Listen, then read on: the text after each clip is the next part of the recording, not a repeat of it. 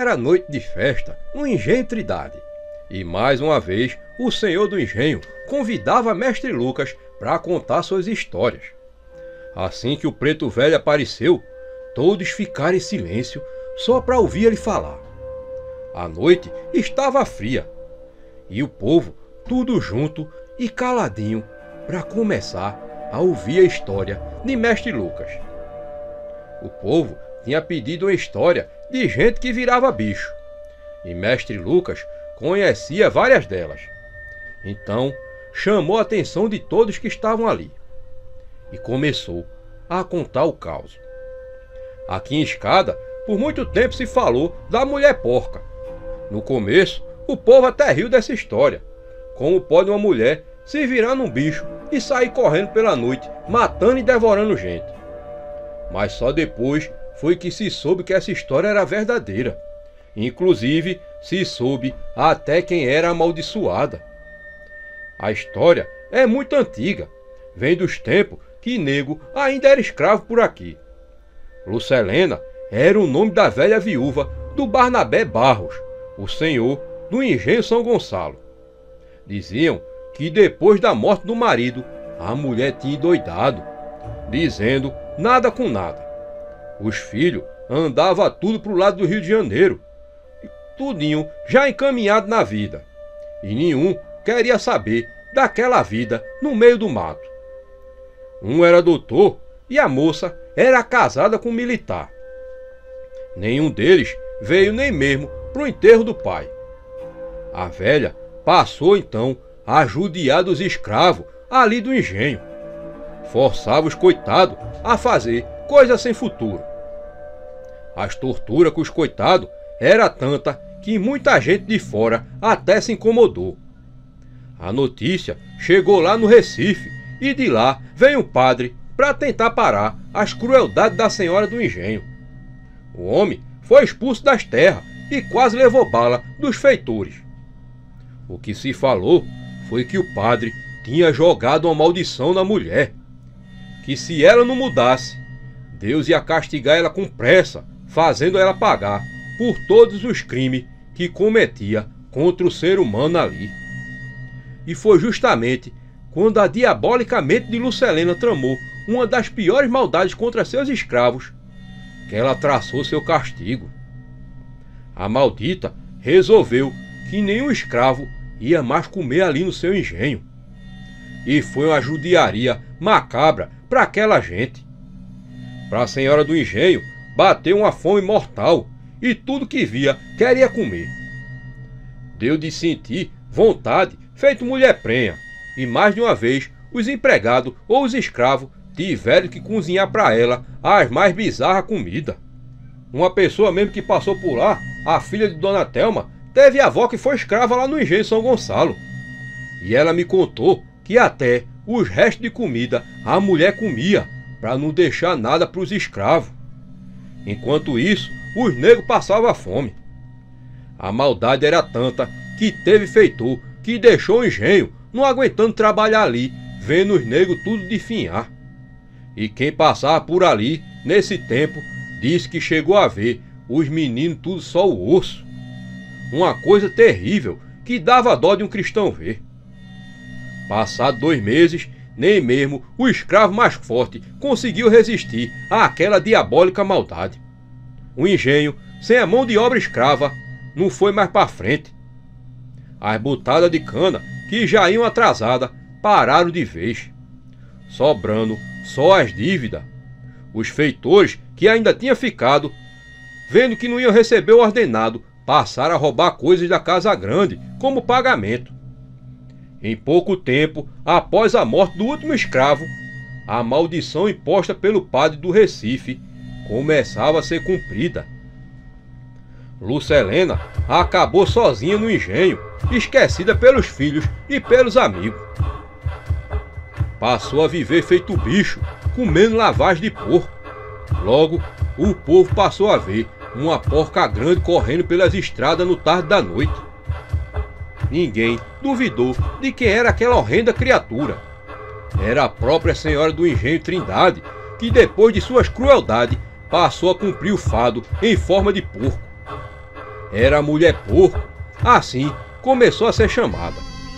Numa noite escura, um menininho brincava no terreiro de sua casa quando viu um ronco do meio do mato. A criança se assustou e ficou procurando o que era aquilo. O que o pequeno não sabia era que ali não estava um bicho normal, mas sim uma criatura maldita. Depois de um tempo, a criança esqueceu daquele ronco e voltou a brincar. Quando o menino olhou para a boca da mata, lá estava a porca, enorme. A desgraçada vinha com a boca aberta, a mode de pegar o pobre menino. Mas foi justo nessa hora que o pai apareceu e, num movimento rápido, puxou a criança para dentro de casa. A mulher porca, furiosa por não ter devorado aquela criança, passou a tentar quebrar a porta da casa. E se não fosse um disparo da arma do pai do menino, a mulher porca tinha entrado. A desgraçada, quando viu o disparo, saiu correndo desembestada por dentro da mata. Naquela mesma noite, a mulher porco foi em outro rumo de outra casa e chegou a levar uma criança. As terras do engenho foram passadas então para outro dono, como pagamento pelas dívidas acumuladas pela viúva. A filha da maldita apareceu recém-chegada do Rio de Janeiro e foi saber das novidades. E o que encontrou foi o que seria a sua herança, já de posse de outros donos. Tinha perdido muitos hectares de terra, deixados nas mãos dos agiotas. Procurou pela mãe e ficou sabendo que ela tinha enlouquecido. Ouviu da maldição de que tinha se virado em porca e que corria nas noites pelos ermos.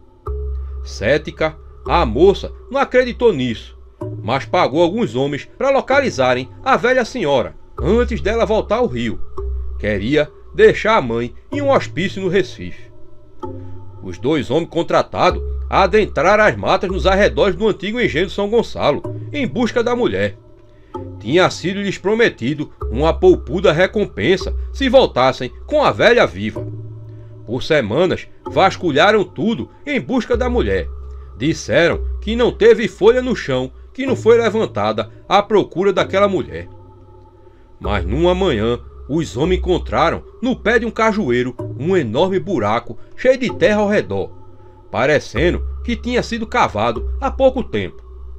Os dois não tiveram coragem de entrar ali sem armas e decidiram voltar mais tarde. E foi o que fizeram. Perto do anoitecer, chegaram até aquele enorme buraco no chão, portando suas armas. Lá de dentro subia um cheiro forte de podre. A lua cheia iluminava quase tudo ali ao redor, naquela mata. Mas para dentro do buraco era tudo escuridão. Mesmo assim, os dois chegaram até a entrada. E foi quando viram surgir um vulto enorme que lentamente se aproximava. Foi quando se depararam com uma enorme porca do tamanho de um boi zebu. O que os homens mais estranharam foi que o animal ficou parado, apenas a os observar. Um deles apontou a espingarda, mas quando ia atirar, o companheiro lhe impediu. Lembrou ele da poupuda recompensa que tinham que levar a mulher viva. Perceberam que a cara do bicho tinha a mesma semelhança com a de uma pessoa. Não tinha dúvidas, aquela era a mulher porca. O bicho ainda ficou alguns minutos ali e depois entrou para dentro de novo, sumindo. Os dois homens combinaram de no dia seguinte levar mais alguns cabras para fazer a captura daquela criatura. Mas quando voltaram pela tarde do dia seguinte, não encontraram nada dentro do buraco, a não ser ossos. Ossos pequenos, que de primeiro acharam ser de animais, mas olhando bem, na luz do dia, viram que eram de crianças. Eram as crianças que a criatura vinha levando ali na região. Uma caçada à mulher porco foi iniciada, mas nunca mais que encontraram a maldita. Disseram que ela acabou indo parar lá para as bandas de Palmares, pois lá começou muito a se falar do sumiço de criança. E logo se disse que aquela era a mulher porco que atacava para aquelas bandas. Mas essa história da mulher porco lá em Palmares eu deixo para contar para vocês outro dia. disse mestre Lucas, encerrando aquela história.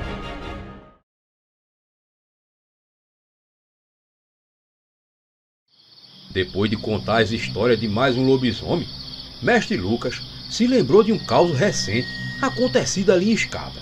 Todo mundo aqui já deve ter ouvido a história da mulher que se virou numa jumenta, mas quase ninguém sabe como foi que ela se deu. E é essa história que eu vou contar para vocês. Muito se falava de Judite desde que ela tinha ficado viúva.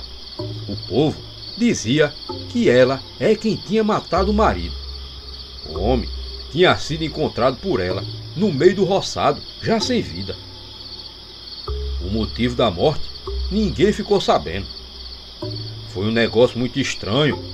O homem deixou uma filhinha pequena de uns 5 anos. Mas as coisas só iam ficar ainda mais estranhas.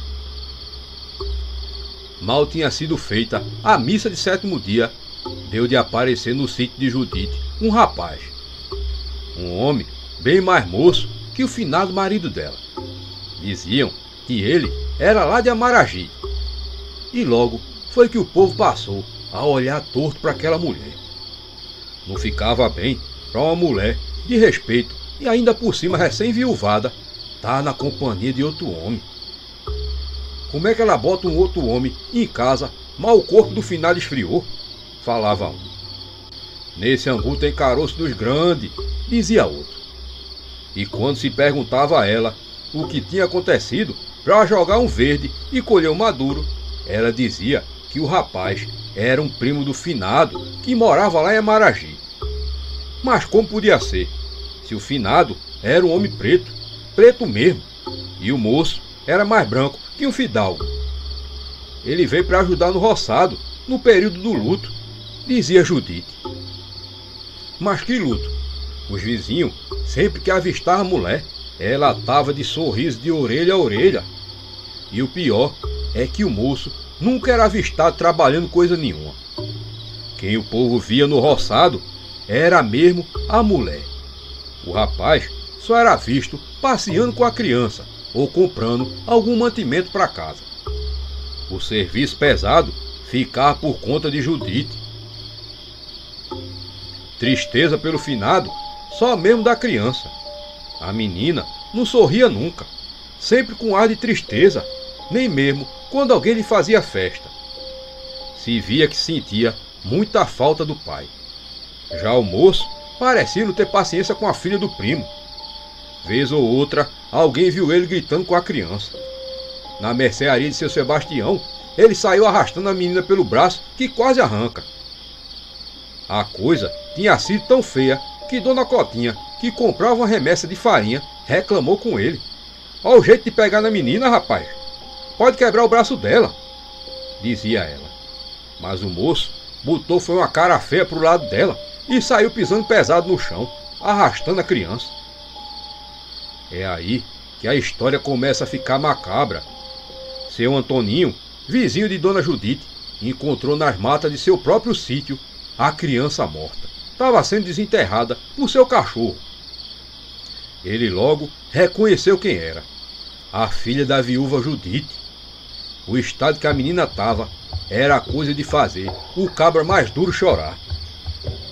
Como bom caçador, seu Antoninho soube na hora que nenhum bicho podia ter feito aquilo. Aquilo era coisa de gente. Gente ruim. O homem, na mesma hora, correu até o delegado Cerqueira, de Escada, e mostrou aquela cena macabra. Seu Antoninho falou que viu a hora o delegado verter lágrimas. Ele também tinha uma filha pequena, quase da idade da menina, e com certeza ver aquela cena mexeu com ele. O delegado Cerqueira e um soldado foram direto para a casa da viúva saber do ocorrido. Judite, quando viu o homem chegar em sua porta, chorou. O rapaz ficou lá do lado dela, consolando. O delegado então se aproximou deles e falou assim: Dona Judite, encontramos sua filha, disse ele. Delegado, essa menina sumiu e já faz 2 dias que nós procura por ela, disse Judite. Homem da lei sabido, o delegado disparou outra pergunta, feito um tiro de espingarda. 2 dias a senhora não veio me procurar? Como a senhora, como mãe, deixa um negócio desse acontecer? Falou ele. Ela vivia brincando na mata e deve ter saído sem ninguém ver e se perdeu. E alguém deve ter achado ela e matado, disse a viúva, nervosa e se tremendo toda. E quem foi que disse que ela estava morta? Perguntou o delegado, matando a questão. Na delegacia, seu Antoninho tinha dito ao delegado que assim que encontrou o corpo da criança, foi correndo até lá. Não tinha contado nada a ninguém. Feito peixe, Judite tinha morrido pela boca. Vendo que sua mentira tinha sido descoberta, ela revelou que o rapaz de Amaragi é quem tinha matado e enterrado a criança. Ele nada pôde dizer, a não ser confessar aquele macabro crime. O delegado levou o homem para o xadrez e naquela mesma noite preso, os outros criminosos mataram ele. A justiça parecia estar sendo feita, mas faltava a mãe da criança que tinha coitado o assassino da filha para poder continuar com o homem. O castigo dela estava vindo e diz que na noite daquela sexta em que o rapaz foi morto na cadeia, o cão chegou no sítio de Judite com rabo e chifre. Os vizinhos falaram que viram a luz azulada vindo da casa do sítio de Judite e depois sentiram o cheiro de enxofre tão forte que fazia os olhos chorar de ardor. Quem viu se arrepiou diante daquela macabra presença. Enxofre não tinha outra coisa a revelar senão a presença do próprio diabo. Dali, Judite sumiu e naquela mesma noite deu de aparecer, correndo pelas estradas, uma jumenta. Era a jumenta infernal e ninguém duvidou um segundo sequer quem era aquela criatura maldita. Era a mãe amaldiçoada pelo cão a viver na forma de uma jumenta, correndo seu fado nas noites dos engenhos e nas matas de escada. Uma noite lá, Dona Cotinha, aquela que tinha dado o carão no moço de Amaragi, se acordou com a zoada. A mulher tinha costume de dormir com a janela apenas encostada, para modo de receber a friagem da noite, naqueles tempos de calor. Foi quando ela se assustou e se arrepiou todinha. Uma cabeça de cavalo preta apareceu empurrando a janela. Era ela, Judite, virada na jumenta infernal. A criatura ficou olhando para Dona Cotinha com ódio no olhar. Aí começou a bufar. A mulher não conseguia se mexer e nem falar, de tão assustada que estava. Mas seu marido, naquela hora, se acordou e se levantou assustado com a jumenta. Na mesma hora, a criatura macabra saiu em desabalada carreira.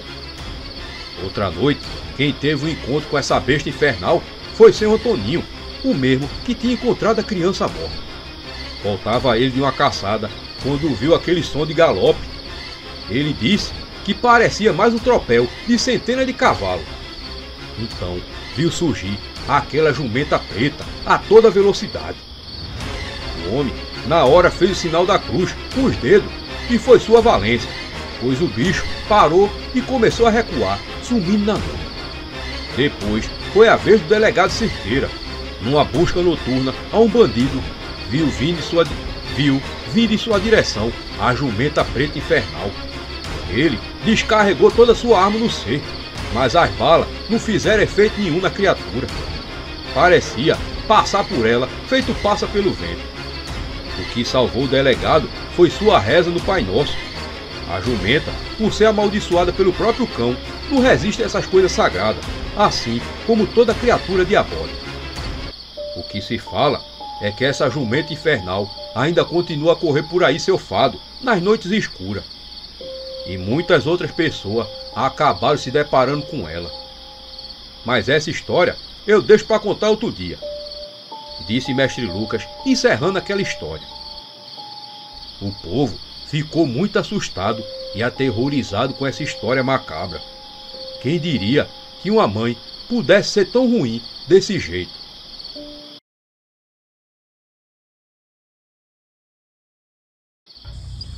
Noite de escuro no engenho Trindade. Escuridão fechada, da gente esbarrar um no outro. Noite velha, noite em que não se ouve nenhum pio de bacural. Só se ouve o ruído da água roncando lá na bica. Ali também se ouve a zoada da saparia. Boa noite, mestre Lucas. Boa noite, seu moço. Alguma novidade da Casa Grande? O moço da Casa Grande responde: nada não, mestre Lucas. Mandei chamar a voz Messê porque estou sem sono e quero ouvir uma de suas histórias. Hoje eu quero ouvir história de bicho e de assombração. Daquelas que quando você conta, a gente passa a noite toda vendo mal assombrado. Mas moço, tem coisa que até o diabo duvida. Pois se quer ouvir história, moço, então escute. O moço interrompe mestre Lucas e diz: comece hoje contando história de bicho, história de sapo, daquelas de que sempre tem o cão no meio. Lá embaixo nos brejos, dentro da noite de breu, cantavam os sapos e os cururu da cheia, chegado com as primeiras águas da última invernada. Fala, mestre Lucas. Se quer ouvir história de sapo, moço, então lá vai. No engenho Capoeira, Pedro Mole pisou num sapo podre e nasceu-lhe um feridão tão feio no pé que doía tanto e o coitado nem podia andar direito. E com 2 semanas de tão feio, o pé caiu e Pedro Mole tratou foi de morrer. Eita, bicho brabo, hein, mestre Lucas? Sim, senhor. E eu tenho outra. João Macambira, homem ruim, com uma peste, pra toda sorte de bicho, deu um dia um pontapé num sapo de cheia, e o bicho baixou-lhe dentro do peito do dito, que saiu com um feridão que nunca mais fechou. E Macambira, de lá pra cá, deu foi pra ficar seco, que só quem sofre do peito. Ô bicho danado, mestre Lucas. É verdade, seu moço, mas sapo também tem boas ações. E quer ver? Lá vai. No engenho Urubu do Coronel Caçoada, Pedro Caçula estava perto e não perde um braço, com um tumorzão que fazia até medo a gente espiar. Foi quando apareceu uma nega da costa, bateu mão num sapo de lombo preto e papo amarelo e tirou-lhe a banha. Secou, enrolou a banha no couro do braço do homem, um remédio tão brabo, e depois ela ensinou como é que devia fazer aquela mesinha. Mas também foi só botar e o bicho tratar logo de sarar. Mas teve que guardar resguardo, e resguardo duro, seu moço. Que resguardo foi esse, mestre Lucas? Perguntou o rapaz. Responde então, mestre Lucas. Foi um despropósito, moço. O cão da nega disse assim pra ele: depois de curado, meu branco, corra 10 léguas com medo de um sapo. Respeite e tema o bicho como respeite e teme Nosso Senhor. E Pedro Caçula cumpriu o resguardo, que não era besta. Quer ver hoje o diabo no inferno, mas ninguém lhe fale num bicho daqueles. Mas também, moço, o homem é uma verdadeira chama de sapo. Por onde passa, já sabe. Tudo quanto é cururu, corre pra cima dele. Pra onde se vira, dá com a testa num danado de um sapo. Só parece que os bichos adivinham. E se o respeito deles pelos bichos é grande, o pavor ainda é maior. E eu tenho pra mim que o homem vai morrer, mas é de medo de sapo. Danou-se, mestre Lucas. Eu tô todo arrepiado. Parece que eu já tô vendo mal assombrado. E mestre Lucas, então conta a tua história. Já que você falou em mal assombrado, moço, lembrei-me de outra. Em Pedra Redonda, na noite de São João, quando queimavam uma bruta fogueira em louvor do santo, quase tocando o céu, um rapaz encapetado, cujo nome não lembro, sacudiu dentro das brasas um cururu gamela, que já não tinha mais para onde crescer.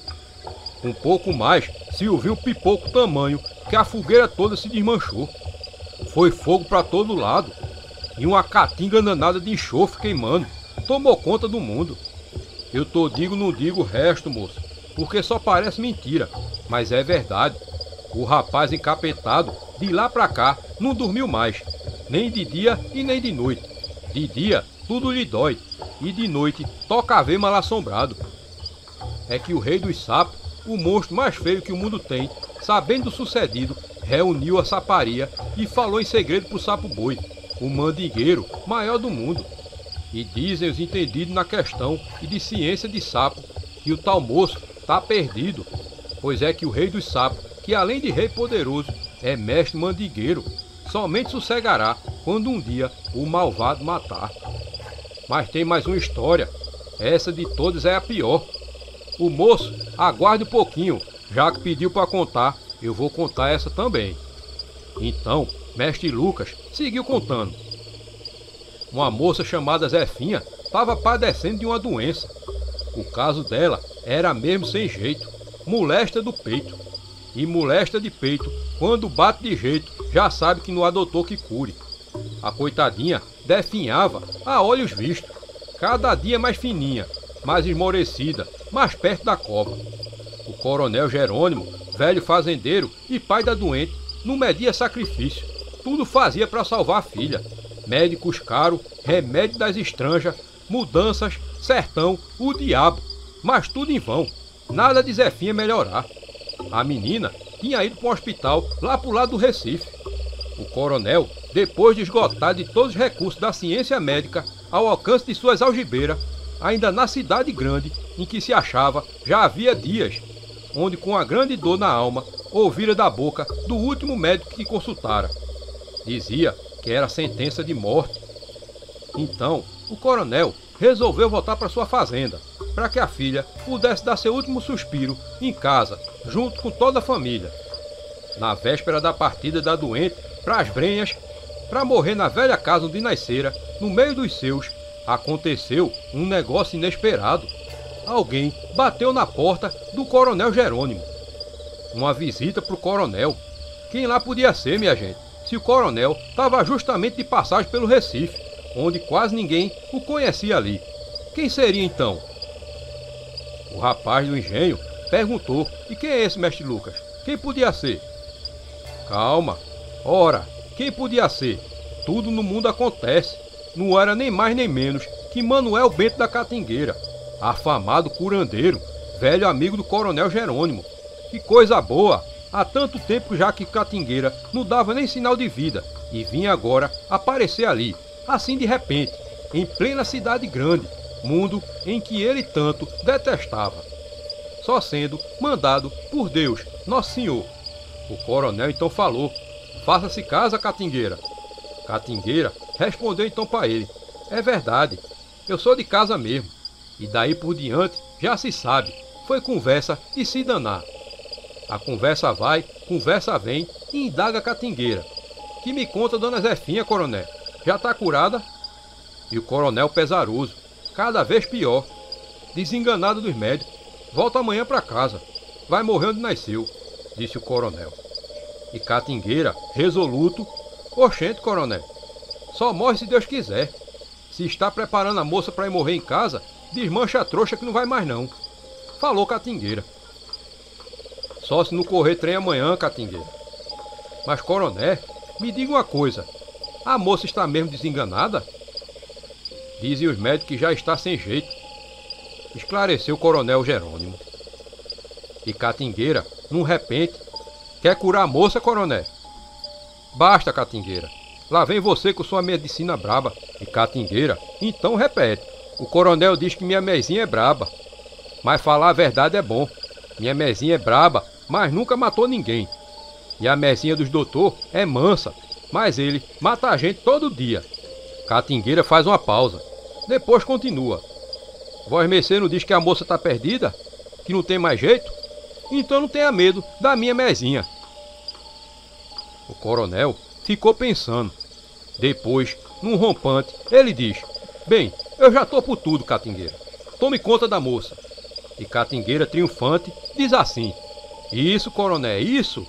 Agora é tratar da mezinha. Pergunta o coronel: e que mezinha é essa, Catingueira? Catingueira então responde: tem que pegar um filhinho de cururu, bote no pilão virgem, pise o bicho bem pisado, bote o bagaço num lenço branco, e tem que ser virgem. E depois de serenado 3 vezes por dia, dê a doente para beber. 3 gotas de manhã, 3 gotas ao meio-dia e 3 gotas à noite. Se ela não ficar boa dessa feita, coronel, só Nosso Senhor descendo do céu para poder dar jeito, disse Catingueira. Remédio brabo danado, Catingueira, disse o coronel.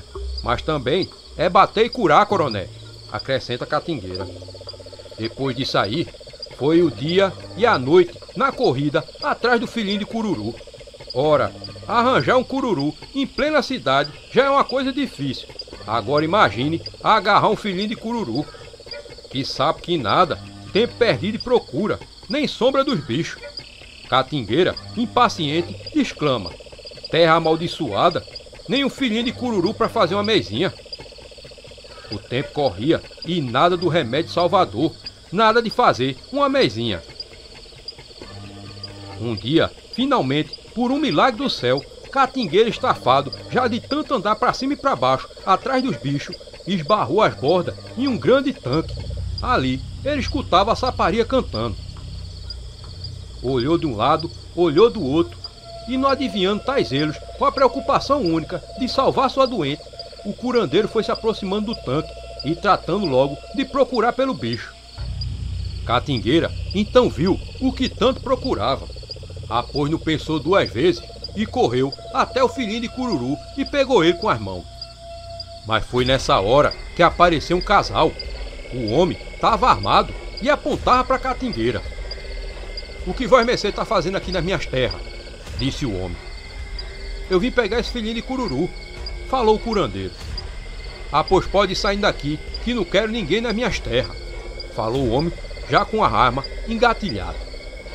"Sim, senhor, eu já vou indo", falou Catingueira. "Mas larga esse bicho aí no chão", gritou o homem com ódio no olhar. "Eu vou levar só esse filhinho de cururu.